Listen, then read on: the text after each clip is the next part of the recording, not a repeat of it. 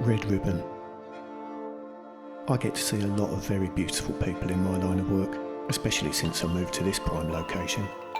There's something about high finance districts that attract attractiveness. Or maybe it's that high financiers can afford to buy beauty, and I'm sure a lack of money worries contribute to significantly less furrowing of the brow and clenching of the jaw. I moved to this site around 4 months ago. I used to work out east, and it was fine. Not exactly lucrative, but enough to keep body and what's left of my soul together. It became a little dangerous though, so I decided to seek a new gig and headed into the city. I'd been here a few weeks and had quickly sussed out the whole beautiful people thing. There were some lookers in my last place, don't get me wrong, but there are a good few levels up here. Not that looks are in any way a priority for me anymore. I have far more pressing concerns these days. The point I'm making here is that physical beauty was not new to me, so it was with some surprise that I found myself so utterly smitten by her. I saw her one day in my second week, walking towards me along the broad street with a poise so delicate yet authoritative.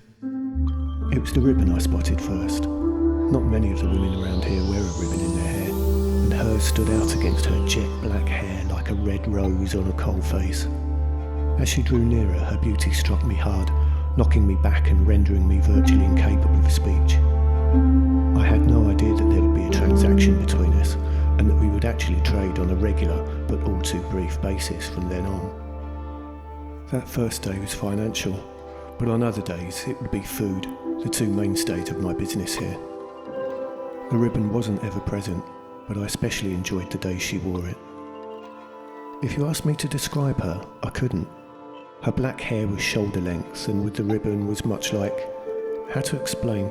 If you've ever seen the studio portraits of Anna Karina from, I think, 1962, there was an exhibition years back when I actually attended such events. It was much like that, but the hair more exquisitely black, and with an aroma that entered the nose and continued straight to the brain. Intoxicating, disorientating, and the ribbon was a deep red, a mythical shade, the colour of legends, extant only for her.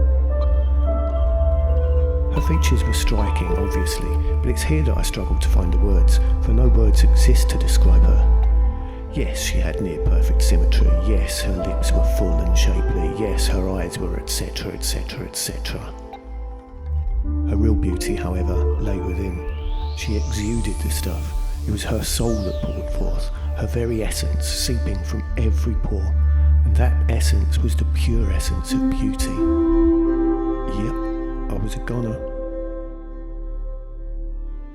The brevity of our meetings was a source of torment for me, and I found myself searching the endless throngs of people in the financial district for a glimpse of black and red, my nostrils poised for that first smell of her hair or her perfume, noticeable even over the stench of the traffic in the cafes. The promise of her sustained me in the chaos of commerce, and on the days we exchanged pleasantries, my soul was split in two, one half a serene lightness of being, the other a heart-yearning scream. It was bliss and agony. Then, after a few months, she stopped coming. After a week of absence, I began searching up and down the street at the times I'd become accustomed to seeing her.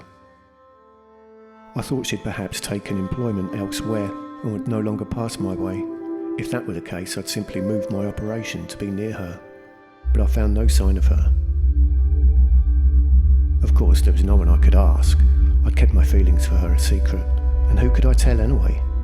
In all my dealings, there was rarely any conversation, so I hadn't built any relationships to speak of. Sure, every now and then, someone would check if I were okay, and occasionally even ask about my past, but I kept myself to myself. Maybe she was on holiday. People are entitled to holidays, aren't they? But the days became weeks, became months. I've now resigned myself to the realisation that I will not see her again. There was never a chance between us. The differences in our status was too vast, and it was only her beauteous kindness that allowed for any communication between us. She felt sorry for me, nothing more. The sandwiches and coffee she'd bring me, or the coins she dropped into my hat, were charitable. Nothing more. Yet I am glad to have encountered her, even though I'm tortured by the knowledge of her. I now know beauty is real.